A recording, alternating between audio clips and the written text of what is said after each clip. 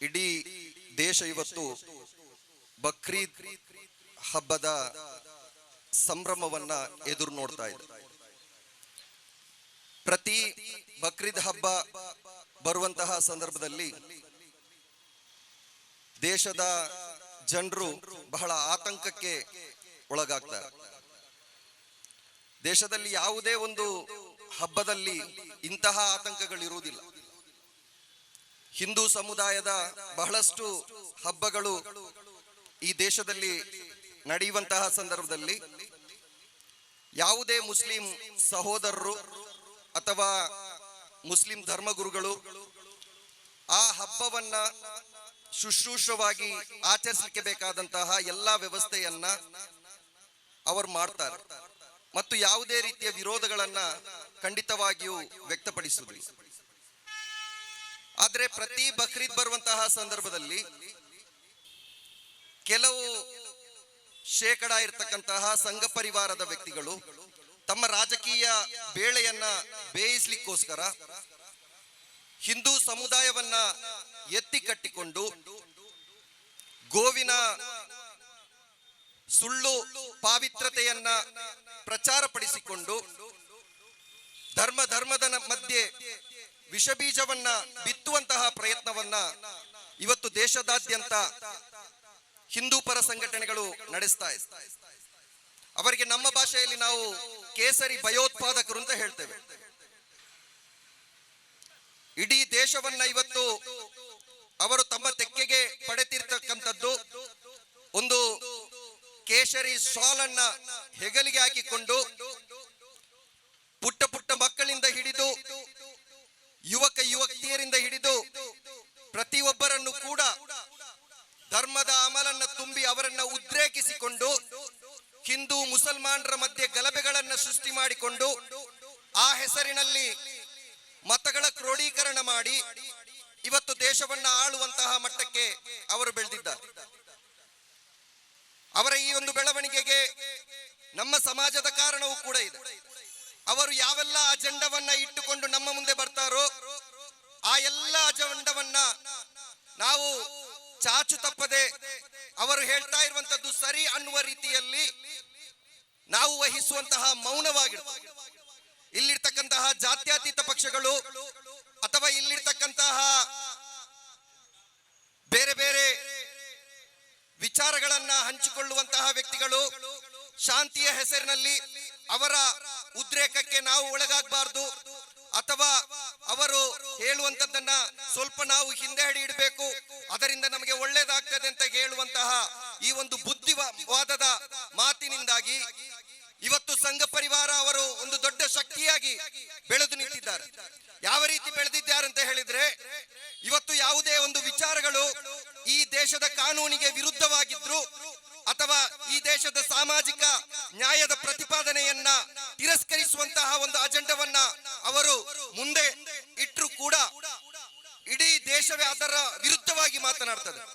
ಅದು ಸರಿಯಲ್ಲ.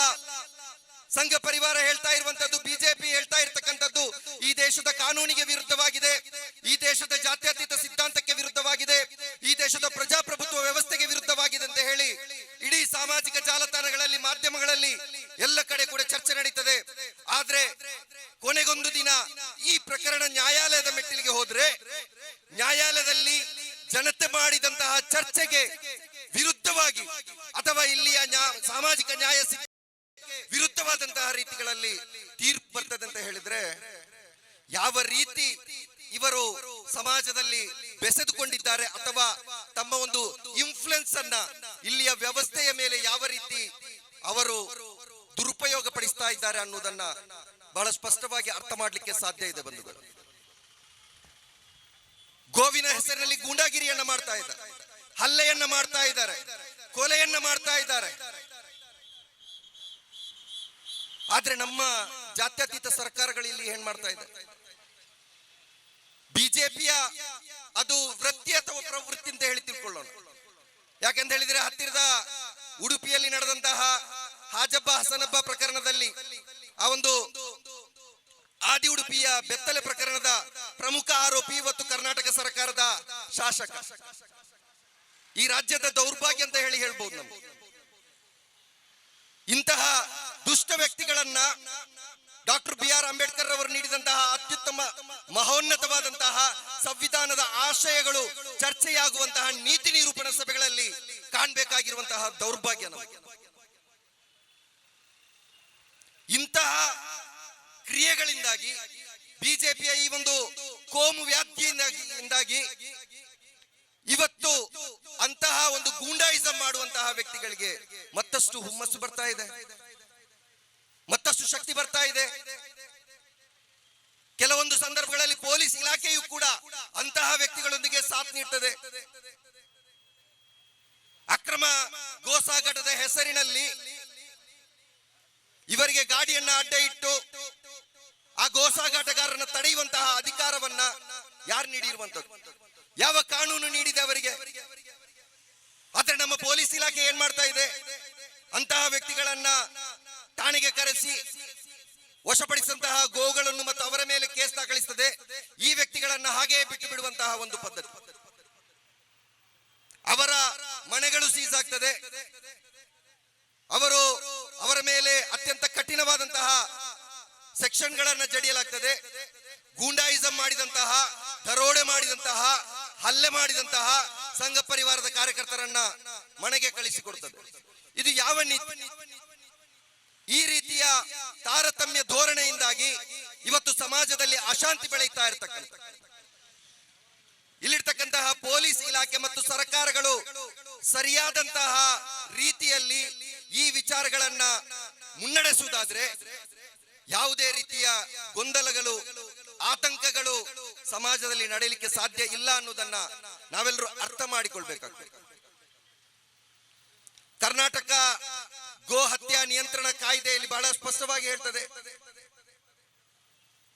ಆಕಳು, ಹಸು ಮತ್ತು ಕರು ಇದರ ಹತ್ಯೆ ಸಂಪೂರ್ಣವಾಗಿ ನಿಷೇಧ. ಉಳಿದ ಎಲ್ಲಾ ಜಾನುವಾರುಗಳಿಗೆ ಕೆಲವೊಂದು ನಿರ್ಬಂಧಗಳನ್ನು ಹೇರಿಕೊಂಡು ಅದಕ್ಕೆ ಕಾನೂನಿನಲ್ಲಿ ಅವಕಾಶ ಇದೆ. ಆದ್ರೆ ನಮ್ಮ ದುರದೃಷ್ಟ ಏನು ಅಂತ ಹೇಳಿದ್ರೆ, ಕಾನೂನನ್ನ ಎಷ್ಟು ಸಂಕೀರ್ಣತೆ ಅಥವಾ ಸಂಕಷ್ಟಕ್ಕೆ ಒಳಪಡಿಸ್ತಾರೆ ಅಂತ ಹೇಳಿದ್ರೆ, ಒಂದು ಅನುಮತಿಯನ್ನ ಪಡೆಯಲಿಕ್ಕೆ ಸಾಧ್ಯವಾಗದ ರೀತಿಯಲ್ಲಿ ನಿಬಂಧನೆಗಳನ್ನ ಹಾಕಿಕೊಂಡು ಅವರು ಬಿಟ್ಟಿದ್ದಾರೆ. ಅಂದ್ರೆ ನೇರವಾಗಿ ಹೇಳಿಲ್ಲ ಇದು ಕೂಡ ನಿಮಗೆ ನಿಷೇಧ ಅಂತ ಹೇಳಿ, ಇಂಡೈರೆಕ್ಟ್ ಆಗಿ ಆ ಒಂದು ಅನುಮತಿ ಪಡೆಯಲಾರದಂತಹ ಒಂದು ಸ್ಥಿತಿಯನ್ನ ಇವತ್ತು ಸರ್ಕಾರ ಮಾಡಿರುವಂತಹ ಕಾರಣಕ್ಕಾಗಿ ಇವತ್ತು ಕೆಲವೊಂದು ಘಟನೆಗಳು ನಡೀತಾ ಇರಬಹುದು. ಮುಸ್ಲಿಂ ಸಮುದಾಯದ ವ್ಯಕ್ತಿಗಳು ಸರ್ಕಾರದ ಆದೇಶ ಪ್ರಕಾರ ವಾಹನ ಚಾಲನಾ ಪರವಾನಗಿಯನ್ನ ಪಡೆದೇ ವಾಹನ ಚಲಾಯಿಸುವುದಾದರೆ, ಮನೆ ಕಟ್ಟುವಂತಹ ಸಂದರ್ಭದಲ್ಲಿ ಸಂಬಂಧಿಸಿದ ಇಲಾಖೆಯಿಂದ ಅನುಮತಿ ಪಡೆದೇ ಮನೆ ಕಟ್ಟುವುದಾದ್ರೆ, ಉದ್ದಿಮೆಯನ್ನ ಆರಂಭ ಮಾಡುವಂತಹ ಸಂದರ್ಭದಲ್ಲಿ ಉದ್ದಿಮೆ ಪರವಾನಗಿಯನ್ನ ಪಡೆದೇ ಅವರು ಉದ್ದಿಮೆಯನ್ನ ಮಾಡುವುದಾದ್ರೆ, ಈ ಜಾನುವಾರುಗಳನ್ನ ಹತ್ಯೆ ಮಾಡಲಿಕ್ಕೆ ಒಂದು ಕಾನೂನು ಇದೆ. ಅದರ ಪರವಾನಗಿಯನ್ನ ಪಡೆದೇ ಅವರು ಮಾಡುವಂತಹ ವ್ಯವಸ್ಥೆಯನ್ನ ಇಲ್ಲಿಯ ಸರ್ಕಾರ ಮಾಡಿ ಕೊಡಬೇಕು ಅಂತ ಹೇಳಿ ಈ ಪ್ರತಿಭಟನೆಯ ಮೂಲಕ ನಾನು ಆಗ್ರಹಿಸ್ತಾ ಇದ್ದೇನೆ. ಒಂದು ವೇಳೆ ಕರ್ನಾಟಕ ಸರ್ಕಾರ ಆ ರೀತಿಯ ಸುಲಲಿತವಾದಂತಹ ಒಂದು ಪರವಾನಗಿಯ ಅನುಕ್ರಮಣೆಯನ್ನ ಅನುಸರಿಸುವುದಾದ್ರೆ ಅದನ್ನ ಪಾಲಿಸಲಿಕ್ಕೆ ಮುಸ್ಲಿಂ ಸಮುದಾಯ ಸಿದ್ಧವಾಗಿದೆ. ಪರವಾನಗಿಯನ್ನ ಪಡೆದೇ ನಾವು ನಮಗೆ ಧರ್ಮಸಮ್ಮತವಾದಂತಹ ಆಹಾರವನ್ನ ಸೇವಿಸ್ತೇವೆ ಅಂತ ಹೇಳಿ ಕರ್ನಾಟಕ ಸರ್ಕಾರಕ್ಕೆ ಎಚ್ಚರಿಸ್ತಾ ಇದ್ದೇನೆ. ನೀವು ಈ ರೀತಿಯ ನಿಬಂಧನೆಗಳೊಂದಿಗೆ, ಈ ರೀತಿಯ ಸಂಕ್ಲಿಷ್ಟತೆಯೊಂದಿಗೆ ಜನರ ಮುಂದೆ ಬಂದಾಗ ಜನರು ಇಲ್ಲಿ ಹಪತಪಿಸುವಂತಹ ವಾತಾವರಣ ನಿರ್ಮಾಣವಾಗ್ತದೆ.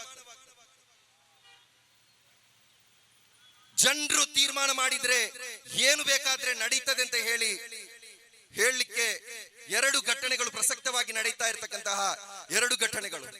ಒಂದು, ಪಶ್ಚಿಮ ಬಂಗಾಳದಲ್ಲಿ ಗೋ ಹತ್ಯೆಗೆ ತಡೆಯನ್ನ ಉಂಟು ಮಾಡಿದಂತಹ ಸಂದರ್ಭದಲ್ಲಿ ರೈತಾಪಿ ವರ್ಗದ ಮಹಿಳೆಯರು ಮತ್ತು ಪುರುಷರು, ಅದು ಕೂಡ ಹಿಂದೂ ಸಮುದಾಯದಿಂದ ಪ್ರತಿನಿಧಿಸುವಂತಹ ಹಿಂದೂಗಳೇ ಸ್ವತಃ ಬೀದಿಗಿಳಿದು ಹೋರಾಟ ಮಾಡಿದಂತಹ ಕಾರಣಕ್ಕಾಗಿ ಅಲ್ಲಿಯ ಬಿಜೆಪಿ ಸರ್ಕಾರ ಪರೋಕ್ಷವಾದಂತಹ ಒಂದು ಅನುಮತಿಯನ್ನ ಗೋ ಹತ್ಯೆಗೆ ನೀಡುವುದಾದರೆ ಕರ್ನಾಟಕದ ಹಿಂದೂ ಪರ ಸಂಘಟನೆಯ ಹೋರಾಟಗಾರರು ಅಥವಾ ಗೂಂಡಾಯಿಸಂ ಮಾಡುವಂತಹ ಸಂಘಿಗಳು ಅರ್ಥ ಮಾಡಿಕೊಳ್ಬೇಕು. ನಿಮ್ಮ ನಾಯಕರು ರಾಜಕೀಯ ಕುರ್ಚಿಗೆ ಬೇಕಾಗಿ ನಿಮ್ಮ ಗೋಮಾತೆಯನ್ನು ಕೂಡ ಬಲಿ ಕೊಡ್ಲಿಕ್ಕೆ ತಯಾರಾಗಿದ್ದಾರೆ ಅನ್ನುವಂತಹ ಒಂದು ಸಂದೇಶವನ್ನ ನೀವು ಯಾಕೆ ಅರ್ಥ ಮಾಡುತ್ತಾ ಇಲ್ಲ? ಅದೇ ರೀತಿ ಇಲ್ಲಿ ಗೋಮಾತೆಯ ಪರವಾಗಿ ಮಾತನಾಡುವಂತಹ ಅದೆಷ್ಟೋ ಬಿಜೆಪಿ ನಾಯಕರು ನಮ್ಮ ಗಡಿಯನ್ನ ದಾಟಿ ಕೇರಳಕ್ಕೆ ಹೋಗಿ ಇದೇ ಗೋಮಾತೆಯ ಭಕ್ಷ್ಯಖಾದ್ಯಗಳನ್ನ ತಿನ್ನುವುದಿಲ್ಲ ಅಂತ ಹೇಳಲಿಕ್ಕೆ ನಿಮಗೆ ಸಾಧ್ಯ ಇದೆಯಾ? ನಿಮಗೆ ಸಾಧ್ಯ ಇದೆಯಾ? ಅಥವಾ ಇಲ್ಲಿರ್ತಕ್ಕಂತಹ ಅದೇ ಹೋರಾಟಗಾರರು ಇಲ್ಲಿ ಮುಸ್ಲಿಂ ಸಮುದಾಯದ ಅಬ್ಬು ಬ್ಯಾರಿಯ ಹೋಟೆಲ್ಗೆ ಹೋಗಿ ಎಷ್ಟು ಮಂದಿ ಅದನ್ನ ಸೇವಿಸಲಿಲ್ಲ ಅಂತ ಹೇಳಲಿಕ್ಕೆ ನಿಮಗೆ ಸಾಧ್ಯ ಇದೆಯಾ? ಅಂದ್ರೆ ಅತ್ಯಂತ ಕಡಿಮೆ ವೆಚ್ಚದಲ್ಲಿ ಸುಲಭದಲ್ಲಿ ಸಿಗುವಂತಹ ಒಂದು ಆಹಾರವನ್ನ ನೀವು ತಡೀತಾ ಇದ್ದೀರಾ. ಅದೇ ಆಹಾರವನ್ನ ಕದ್ದು ಮುಚ್ಚಿ ಕೂಡ ನೀವು ತಿಂತಾ ಇದ್ದೀರಾ. ಕೆಲವೊಂದು ರಾಜ್ಯಗಳಲ್ಲಿ ನಿಮಗೆ ಇದು ಅನುವದನೀಯವೂ ಕೂಡ. ಮಣಿಪುರ, ಸಿಕ್ಕಿಂ ಅಥವಾ ಕೇರಳ ಇಂತಹ ರಾಜ್ಯಗಳಲ್ಲಿ ನಿಮ್ಗೆ ಇದನ್ನು ನಿಷೇಧ ಮಾಡಲಿಕ್ಕೆ ಸಾಧ್ಯ ಆಗಲಿಲ್ಲ. ಬಿಜೆಪಿಯ ಮತ್ತು ಸಂಘ ಪರಿವಾರದ ದೊಡ್ಡ ದೊಡ್ಡ ನಾಯಕರು ಇದರ ಪರವಾಗಿ ಮಾತನಾಡ್ತಾರೆ. ಅಂದ್ರೆ ಒಂದೇ ದೇಶದಲ್ಲಿ ಎರಡು ರೀತಿಯ ನಿಲುವುಗಳಿರ್ತಕ್ಕಂತಹ ಏಕೈಕ ಪಕ್ಷ ಅದು ಬಿಜೆಪಿ ಆಗಿರ್ತದೆ.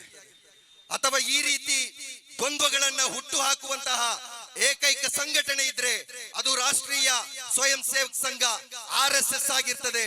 ನೀವು ಈ ರೀತಿಯ ತಾರತಮ್ಯ ಅಥವಾ ಈ ರೀತಿಯ ವಿರೋಧಾಭಾಸಗಳನ್ನ ನಮ್ಮ ಮುಂದೆ ತಂದು ನಮ್ಮನ್ನ ವಿಭಜಿಸಬಹುದು ಅಂತ ಹೇಳಿದ್ರೆ, ಅಥವಾ ನಮ್ಮ ಆಹಾರದ ಹಕ್ಕನ್ನ ನೀವು ಕಸಿಬಹುದು ಅಂತ ಹೇಳಿ ಊಹಿಸಿದ್ರೆ, ಬಹಳ ಸ್ಪಷ್ಟವಾಗಿ ಹೇಳ್ತಾ ಇದ್ದೇನೆ, ನಮಗೆ ಧರ್ಮ ಸಮ್ಮತವಾದಂತಹ ಆಹಾರವನ್ನ ನಾವು ಸೇವಿಸ್ತೇವೆ. ಅದನ್ನ ತಡೆಯಲಿಕ್ಕೆ ಯಾರಿಂದಲೂ ಕೂಡ ಸಾಧ್ಯವಿಲ್ಲ. ಅದು ನಮಗೆ ಲಭ್ಯವಿರುವವರೆಗೂ ಕೂಡ ನಾವು ಅದನ್ನು ಸೇವಿಸ್ತೇವೆ.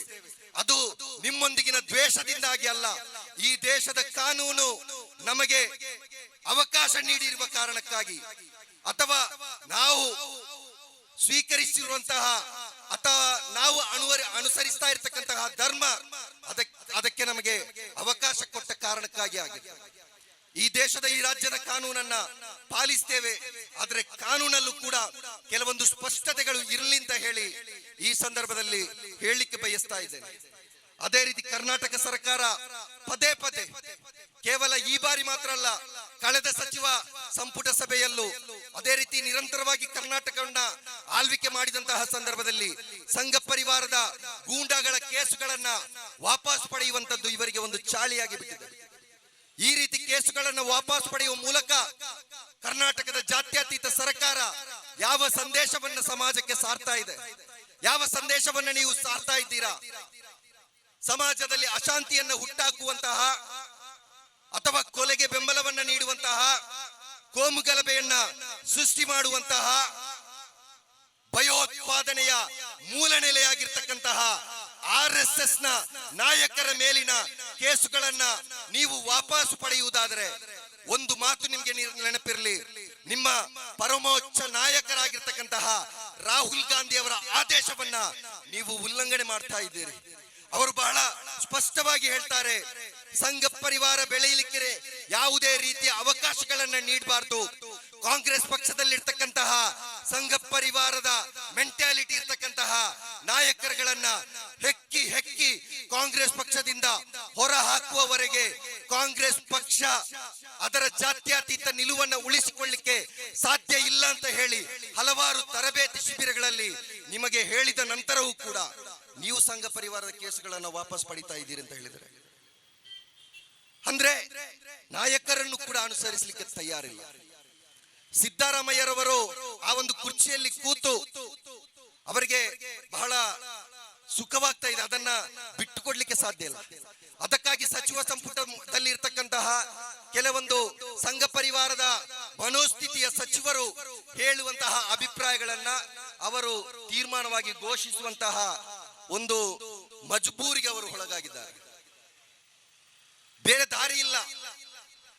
ಈಗಾಗಲೇ ಒಂದು ಕಾಲು ಆ ಕಡೆ ಸಂಘ ಪರಿವಾರ ಅಥವಾ ಬಿಜೆಪಿಗೆ, ಇನ್ನೊಂದು ಕಾಲನ್ನ ಕಾಂಗ್ರೆಸ್ ಪಕ್ಷದಲ್ಲಿ ಇಟ್ಟುಕೊಂಡಂತಹ ಅದೆಷ್ಟು ನಾಯಕರು ಅಲ್ಲಿದ್ದಾರೆ. ಉಚ್ಚ ನಾಯಕರು ದಕ್ಷಿಣ ಕನ್ನಡ ಜಿಲ್ಲೆಯ ಯುವ ಕಾಂಗ್ರೆಸ್ ಕಾರ್ಯಕರ್ತರ ಮುತ್ತಿನ ಕಣ್ಮಣಿಯಾಗಿರ್ತಕ್ಕಂತಹ ಬಂಡೆಯಂತಹ ವ್ಯಕ್ತಿಗಳು ಹೇಳುವಾಗ ಸಿದ್ದರಾಮಯ್ಯರಿಗೆ ಏನ್ ಮಾಡ್ಲಿಕ್ಕೆ ಆಗುವುದಿಲ್ಲ. ಈ ಕಾರಣಕ್ಕಾಗಿ ಇಂತಹ ತೀರ್ಮಾನಗಳು ಬರ್ತದೆ. ದಕ್ಷಿಣ ಕನ್ನಡ ಜಿಲ್ಲೆಯ ಮುಸ್ಲಿಂ ಅಲ್ಪಸಂಖ್ಯಾತ ನಾಯಕರುಗಳು ಆಲೋಚನೆ ಮಾಡಬೇಕು. ಮಂಗಳೂರಿನ ಗೋಲಿಬಾರ್ ಪ್ರಕರಣವನ್ನ ಹಿಂಪಡೆಯಬೇಕು.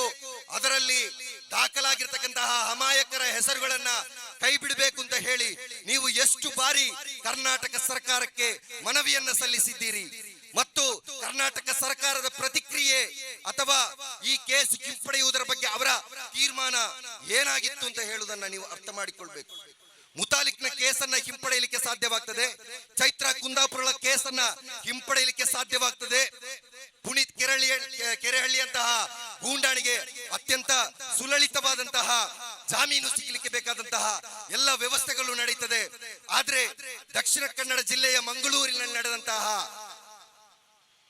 ಗೋಲಿಬಾರ್ ಪ್ರಕರಣದ ಅಮಾಯಕರ ಕೇಸ್ಗಳನ್ನ ವಾಪಸ್ ಪಡೆಯಲಿಕ್ಕೆ ಸಾಧ್ಯ ಆಗುದಿಲ್ಲ. ಡಿಜೆ ಹಳ್ಳಿ ಕೆಜೆ ಹಳ್ಳಿ ಪ್ರಕರಣದಲ್ಲಿ ದಾಖಲಾಗಿರ್ತಕ್ಕಂತಹ ಸುಳ್ಳು UAPA ಸೆಕ್ಷನ್ ನ ಅಧೀನದಲ್ಲಿ ಸುಮಾರು 5 ರಿಂದ 6 ವರ್ಷಗಳ ಕಾಲ ಜೈಲು ವಾಸವನ್ನ ಅನುಭವಿಸಿದಂತಹ ಮುಸ್ಲಿಂ ಸಮುದಾಯದ ಯುವಕರ ಕೇಸ್ಗಳನ್ನ ವಾಪಸ್ ಪಡೆಯಲಿಕ್ಕೆ ಇವರಿಗೆ ಸಾಧ್ಯ ಆಗಿಲ್ಲ ಅಂತ ಹೇಳಿದರೆ ಎಷ್ಟು ಸುಲಭವಾಗಿ ಸಂಘ ಪರಿವಾರದ ಕೇಸ್ಗಳನ್ನ ವಾಪಸ್ ಪಡೀತಾರೆ ಅಂತ ಹೇಳಿದ್ರೆ ಇವರ ಮನೋಸ್ಥಿತಿಯನ್ನ ನಾವು ಅರ್ಥ ಮಾಡಿಕೊಳ್ಬೇಕು. ಯಾರನ್ನ ನಂಬಿಕೊಂಡು ಈ ಮುಸ್ಲಿಂ ಸಮುದಾಯ ಮುಂದೆ ಹೋಗ್ತಾ ಇದೆ, ಈ ಮುಸ್ಲಿಂ ಸಮುದಾಯದ ಯುವಕರು ಪ್ರತಿಯೊಂದನ್ನ ತ್ಯಾಗ ಮಾಡಿಕೊಂಡು ಜೈಕಾರವನ್ನ ಹಾಕಿಕೊಂಡು ಜಯಿಸಿಕೊಟ್ಟಂತಹ ಪಕ್ಷಗಳು ಯಾವ ಸಿದ್ಧಾಂತದ ಹಿಂದೆ ಹೋಗ್ತಾ ಇದೆ ಅಂತ ಹೇಳಿ ನಾವು ಅರ್ಥ ಮಾಡಿಕೊಳ್ಬೇಕು. ಈ ನಿಟ್ಟಿನಲ್ಲಿ DMK ಅನ್ನುವಂತಹ ಪಕ್ಷದ ನಾಯಕನಾಗಿರ್ತಕ್ಕಂತಹ ತಮಿಳುನಾಡಿನ ವಿರೋಧ ಪಕ್ಷದ ನಾಯಕರಾಗಿರ್ತಕ್ಕಂತಹ ಉದಯ ಸ್ಟಾಲಿನ್ ಅವರ ಒಂದು ಭಾಷಣ, ವಿಧಾನಸಭೆಯಲ್ಲಿ ಮಾಡಿದಂತಹ ಭಾಷಣ ಬಹಳ ಪೂರಕವಾದಂತಹ ಮತ್ತು ಈ ಒಂದು ವಸ್ತು ಸ್ಥಿತಿಗೆ ಪೂರಕವಾದಂತಹ ಮಾತುಗಳಾಗಿವೆ. ಸನಾತನ ಧರ್ಮವನ್ನ ಸಂಪೂರ್ಣವಾಗಿ ನಿರ್ಮೂಲನ ಮಾಡುವಂತಹ ಒಂದು ದ್ರಾವಿಡ ಸಿದ್ಧಾಂತದ ಆಡಳಿತ ವ್ಯವಸ್ಥೆಯಾಗಿರ್ಬೇಕು ತಮಿಳುನಾಡಿನಲ್ಲಿ ಬೇಕಾಗಿರುವಂತದ್ದು. ಬಹುಶಃ ಇಡೀ ದೇಶದ ಜನತೆ ಅಂತಹ ಒಂದು ಆಡಳಿತವನ್ನ ಇವತ್ತು ದೇಶದಲ್ಲಿ ನಿರೀಕ್ಷಿಸ್ತಾ ಇದೆ. ಅದಕ್ಕೆ ಬೇಕಾಗಿ ಇಡೀ ದೇಶ ಪ್ರಯತ್ನ ಮಾಡುತ್ತಾ ಇರತಕ್ಕಂತಹ ಸಂದರ್ಭದಲ್ಲಿ ಕರ್ನಾಟಕದ ಕಾಂಗ್ರೆಸ್ ಸರ್ಕಾರ ಈ ರೀತಿಯ ನಿಲುವುಗಳನ್ನ ತೆಗೆದುಕೊಳ್ಳುವುದಾದ್ರೆ ಖಂಡಿತವಾಗಿಯೂ ನಿಮ್ಮ ಮೇಲಿನ ವಿಶ್ವಾಸ ಜನರು ಕಳೆದುಕೊಳ್ಬೇಕಾಗ್ತದೆ. ನಿಮಗೂ ಮತ್ತು ಸಂಘ ಪರಿವಾರಗೂ ಯಾವುದೇ ವ್ಯತ್ಯಾಸಗಳಿಲ್ಲ ಅನ್ನುವುದನ್ನ ಈ ದೇಶದ ಜನತೆ ತಿಳಿದುಕೊಳ್ಬೇಕಾಗ್ತದೆ ಅನ್ನುವಂತಹ ಎಚ್ಚರಿಕೆಯ ಕರೆಗಂಟೆಯನ್ನ ಈ ಒಂದು ಪ್ರತಿಭಟನೆಯ ಮೂಲಕ ಹೇಳಲಿಕ್ಕೆ ಬಯಸ್ತಾ ಇದ್ದೇನೆ. ಬಹಳಷ್ಟು ಜನರು ಹೇಳ್ತಾರೆ ವೆಸ್ಟ್ ಬೆಂಗಾಲ್ನಲ್ಲಿ ಆ ಒಂದು ಗೋ ಖರೀದಿಯನ್ನ, ಜಾನುವಾರು ಖರೀದಿಯನ್ನ ನಿಲ್ಲಿಸಿದ ರೀತಿಯಲ್ಲಿ ನಾವು ಕೂಡ ಕರ್ನಾಟಕದಲ್ಲಿ ಮಾಡಬೇಕು ಅಂತ ಹೇಳಿ. ಖಂಡಿತವಾಗಿಯೂ ನಮ್ಮ ಉಲೇಮಾಗಳು ಆ ರೀತಿಯ ಒಂದು ಕರೆಯನ್ನ ಕೊಟ್ರೆ ಖಂಡಿತವಾಗಿಯೂ ಅದನ್ನ ಸ್ವೀಕರಿಸಿ ಆ ರೀತಿ ಮುಂದಡಿಯಲಿಕ್ಕೆ ಮುಸ್ಲಿಂ ಸಮುದಾಯ ಸದಾ ಸನ್ನದ್ಧವಾಗಿದೆ. ಆದ್ರೆ ಒಂದು ತಿದ್ದುಪಡಿ ಅದರಲ್ಲಿ ಬೇಕಾಗಿದೆ. ಪಶ್ಚಿಮ ಬಂಗಾಳದಲ್ಲಿ ನಡೆದಿರ್ತವಂತದ್ದು ಅವರು ಹೆದರಿ ಅಥವಾ ಬೆದರಿ ಆ ಒಂದು ತೀರ್ಮಾನವನ್ನ ಕೈಗೊಂಡಿರುವಂತದ್ದಲ್ಲ. ಅವರ ಪ್ರತಿಭಟನೆಯ ದ್ಯೋತಕವಾಗಿ ಅವರು ಆ ತೀರ್ಮಾನವನ್ನ ತೆಗೆದುಕೊಂಡಿರುವಂತದ್ದು. ಕರ್ನಾಟಕದಲ್ಲಿ ಆ ರೀತಿಯ ತೀರ್ಮಾನಗಳು ಆಗ್ಬೇಕಿದ್ರೆ ಅದು ಕೂಡ ಒಂದು ಪ್ರತಿಭಟನೆಯ ದ್ಯೋತಕವಾಗಿರ್ಬೇಕೆ ಹೊರತು ಸಂಘ ಪರಿವಾರಕ್ಕೆ ಹೆದರಿಕೊಂಡು ಅವರಿಗೆ ತಲೆ ತಗ್ಗಿಸಿಕೊಂಡು ನಾನು ಜಾನುವಾರನ್ನ ತಿನ್ನುವುದಿಲ್ಲ ಅನ್ನುವಂತಹ ಅಥವಾ ಅದನ್ನ ಖರೀದಿಸುತ್ತಿಲ್ಲ ಅನ್ನುವಂತಹ ಒಂದು ತೀರ್ಮಾನ ಅದಾಗಿರಬಾರ್ದು. ಒಂದು ವೇಳೆ ಆ ರೀತಿಯ ಹೆದರಿ ಬೆದರಿ ತೆಗೆಯುವಂತಹ ತೀರ್ಮಾನವಾಗಿದ್ರೆ ಈಗಲೇ ಸ್ಪಷ್ಟಪಡಿಸುತ್ತೇವೆ, Social Democratic Party of India ಆ ತೀರ್ಮಾನವನ್ನ ಧಿಕ್ಕರಿಸಿಕೊಂಡು ನಮ್ಮ ಆಹಾರದ ಹಕ್ಕನ್ನ ನಾವು ಪುನರ್ಸ್ಥಾಪಿಸಿಯೇ ತೀರುತ್ತೇವೆ. ಒಂದು ವೇಳೆ ಆ ತೀರ್ಮಾನ ಅದು ಪ್ರತಿಭಟನೆಯ ದ್ಯೋತಕವಾದ್ರೆ ಎಲ್ಲರಿಗಿಂತ ಮುಂಚೆ ಮೊದಲಿನ ಸಾಲಿನಲ್ಲಿ ನಿಂತು ಅದನ್ನ ಜಾರಿಗೊಳಿಸಲಿಕ್ಕೆ ಬೇಕಾದಂತಹ ಪ್ರಯತ್ನವನ್ನ social Democratic Party of India ಮಾಡ್ಲಿಕ್ಕೆ ಇದೆ ಅಂತ ಹೇಳಿ ಈ ಸಂದರ್ಭದಲ್ಲಿ ಹೇಳಲಿಕ್ಕೆ ಬಯಸ್ತಾ ಇದ್ದೇನೆ ಬಂಧುಗಳು. ಆದ್ದರಿಂದ ಬಹಳ ಸ್ಪಷ್ಟತೆ ಇರಲಿ. ನಮಗೆ ಹಿಂದೂ ಸಹೋದರ ಮೇಲೆ ದ್ವೇಷ ಇಲ್ಲ. ನಾವು ಪರಸ್ಪರ ಸಹೋದರ ಬಾಂಧವ್ಯವನ್ನ ಬಯಸುವವರು. ಆದ್ರೆ ಈ ದೇಶದ ಕಾನೂನು ಸಮ್ಮತವಾದಂತಹ ಕೆಲವು ಹಕ್ಕುಗಳು ನಿರಾಕರಿಸಲ್ಪಡುವಂತಹ ಸಂದರ್ಭಗಳಲ್ಲಿ ನಾವು ಮಾತನಾಡಲೇಬೇಕಾಗ್ತದೆ, ಬೀದಿಗೆ ಇಳಿಲೇಬೇಕಾಗ್ತದೆ. ಖಂಡಿತವಾಗಿಯೂ ನಾವು ಮಾತನಾಡ್ತೇವೆ, ನಾವು ಬೀದಿಗಿಳಿತೇವೆ. ಈ ಕಾರಣಕ್ಕೆ ಬೇಕಾಗಿ ನಮ್ಮ ಮೇಲೆ ಕೇಸು ದಾಖಲಾದ್ರೆ ಅಥವಾ ಸಂಘ ಪರಿವಾರದ ಗೂಂಡಗಳು ಕೆಲವು ಬೆದರಿಕೆಗಳನ್ನ ನೀಡಿದ್ರೆ ಅಥವಾ ಪತ್ರಿಕಾ ಹೇಳಿಕೆಯನ್ನ ನೀಡಿದ್ರೆ ಕೈಕಟ್ಟಿ ಮತ್ತು ಕಣ್ಣು ಮುಚ್ಚಿ ಕೂರುವವರು ಖಂಡಿತವಾಗಿಯೂ ಅಲ್ಲ. ಸೋಷಿಯಲ್ ಡೆಮೋಕ್ರೆಟಿಕ್ ಪಾರ್ಟಿ ಆಫ್ ಇಂಡಿಯಾದ ಕಾರ್ಯಕರ್ತರು ಭಟ್ಕಳದ ಒಂದು ಸಣ್ಣ ಘಟನೆಯನ್ನ ಹಿಡಿದುಕೊಂಡು ಅಲ್ಲಿಯ ಒಬ್ಬ ಸಂಘ ಪರಿವಾರದ ನಾಯಕ ಹೇಳ್ತಾನೆ, ಭಟ್ಕಳದಲ್ಲಿ 1993 ಮರುಕಳಿಸಬೇಕಾಗ್ತದೆ ಅಂತ ಹೇಳುವಂತಹ ಎಚ್ಚರಿಕೆ. ಅಂತಹ ಅದೆಷ್ಟೋ 93ಗಳನ್ನ ನೋಡಿ ಬಂದಂತಹ ಸಮುದಾಯ ನೀವು ಮಾಡಿದಂತಹ 93ನ ಕಾಲಘಟ್ಟ ಹೋಗಿದೆ. ಇದು Social Democratic Party of India ಜೀವಂತವಾಗಿರ್ತಕ್ಕಂತಹ ಒಂದು ಕಾಲಘಟ್ಟ. ಒಂದು ವೇಳೆ ಹದ್ದು ಮೀರಿ ಕಾನೂನಿನ ಚೌಕಟ್ಟನ್ನ ಮೀರಿ ಏನಾದ್ರೂ ಮುಸ್ಲಿಂ ಸಮುದಾಯದ ಮೇಲೆ ನೀವು ಎರಗಿ ಬಂದ್ರೆ ಅದಕ್ಕೆ ತಕ್ಕದಾದಂತಹ ಪ್ರತ್ಯುತ್ತರವನ್ನ ನಿರೀಕ್ಷಿಸಿಕೊಂಡು ಮಾತ್ರ ಬನ್ನಿ ಅನ್ನುವಂತ ಎಚ್ಚರಿಕೆಯ ಸಂದೇಶವನ್ನ ಸಾರುತ್ತಾ ಈ ಒಂದು ಅಭಿಯಾನ, ಈ ಒಂದು ಹೋರಾಟ ಸೋಷಿಯಲ್ ಡೆಮೋಕ್ರೆಟಿಕ್ ಪಾರ್ಟಿ ಆಫ್ ಇಂಡಿಯಾದ ವತಿಯಿಂದ ನಿರಂತರವಾಗಿ ನಡೆಯಲಿಕ್ಕಿದೆ.